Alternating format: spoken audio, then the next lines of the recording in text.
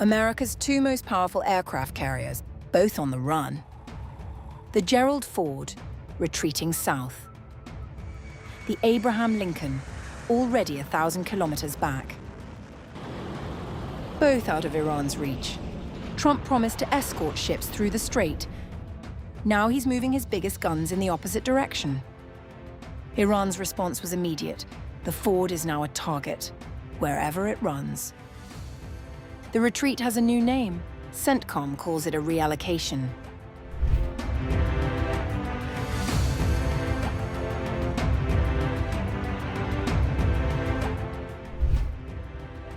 Amid the ongoing war in Iran, the United States Navy has repositioned two of its most powerful aircraft carrier strike groups away from the front lines.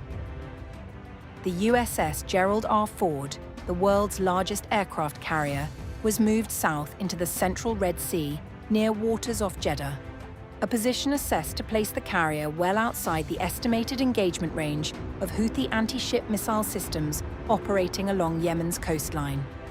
At the same time, the USS Abraham Lincoln shifted to the southwestern waters of Oman, near Salalah. The Abraham Lincoln is now roughly 1,100 kilometers from the Iranian coastline, compared to less than 350 kilometers previously. US Central Command described the move as a precaution against the growing threat of Iranian missiles and drones, rather than a tactical retreat. This adjustment represents a controlled reallocation of American naval assets rather than a withdrawal, as the carrier's operational range is maintained while reducing vulnerability to short-range anti-ship weapons and coastal missile systems. The repositioning came not long after an escort vessel operating with the Abraham Lincoln was involved in an incident with an Iranian gunboat. With Iran continuing to target American bases and Gulf energy infrastructure daily, the Navy concluded the carriers were better placed beyond the immediate reach of enemy fire. Whatever nomenclature the US uses, the move is a backtracking of its earlier aggressive stance. Trump had earlier promised to escort ships through the Hormuz. However, he has since gone back and forth on the idea. And now, taking its biggest weapons on water out of the picture, it has only shown its vulnerability.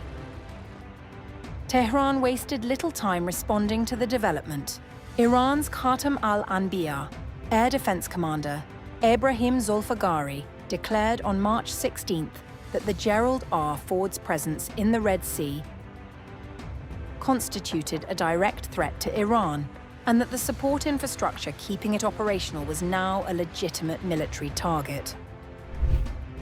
The presence of the U.S. Gerald Ford aircraft carrier in the Red Sea is considered a threat to Iran. Therefore, the logistical and service centers supporting the mentioned carrier group in the Red Sea are considered targets for the Iranian armed forces. While the American warships pulled back, Israeli strikes pressed forward.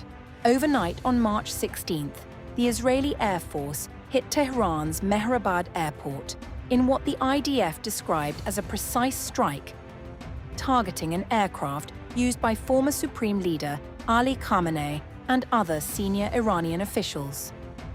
The military said the plane had been used to facilitate military procurement and coordinate with Iran's regional partners through domestic and international flights. The IDF said the strike degraded the Iranian leadership's ability to coordinate with allied armed groups across the region. Separately, Iran International reported that a large portion of the Revolutionary Guard's transport fleet was also destroyed during the same operation, along with a ceremonial aircraft used by senior Islamic Republic officials. Mehrabad, located in western Tehran, serves primarily domestic aviation, but also hosts military and government flight operations.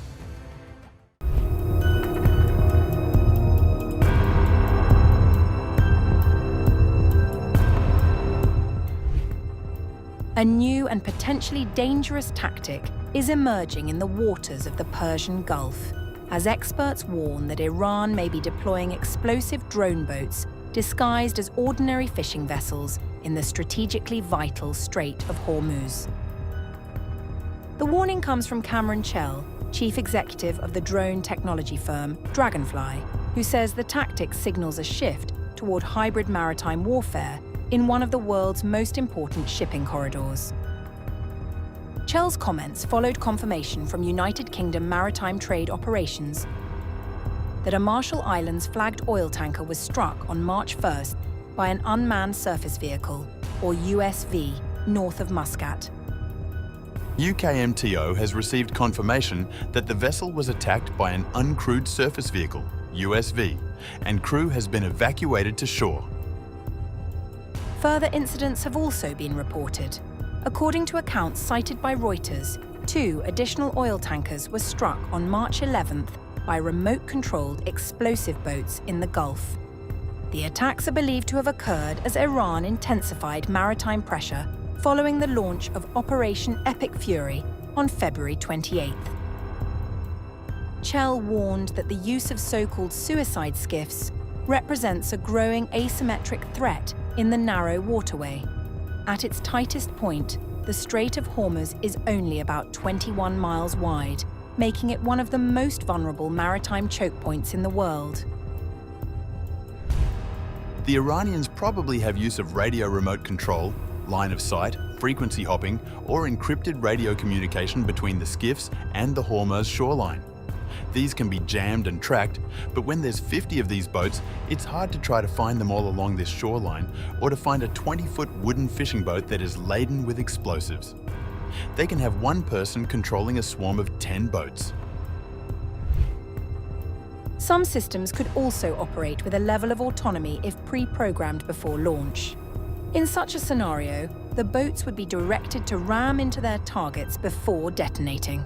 Reports cited by Reuters indicate that at least 6 vessels have been attacked across the Gulf and the Strait of Hormuz in recent weeks. Sources also suggested that Iran had deployed around a dozen naval mines, further complicating navigation through the already sensitive waterway.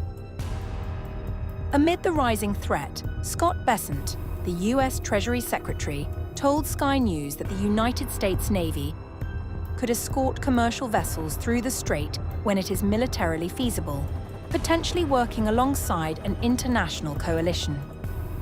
Meanwhile, John Healey, the United Kingdom's Defence Secretary, said discussions were underway with European partners about the security implications for global trade and energy markets. Chell, however, questioned whether existing defensive systems are fully prepared to counter the threat posed by swarms of small explosive boats. The drone defense fleets that the US Navy would not have been set up to take these suicide skiffs out. The US would be using manned aircraft in order to take them out, which are fantastic at taking out a large target, but inefficient in taking out 50 boats at one time that are an average of 25 or 30 feet in size, laden with explosives. Given the strait's geography, it would require patrolling by many aircraft and would require pervasive surveillance over the area, a rapid response to any activity that's happening. As Iran's Supreme Leader Mojtaba Khamenei vowed to keep the strait closed as leverage against the US and Israel, oil prices continue to surge, with Chell also highlighting the geographic advantage Iran holds. Inexpensive and relatively simple to construct, the vessels could potentially be deployed in large numbers while remaining difficult to detect among legitimate fishing traffic.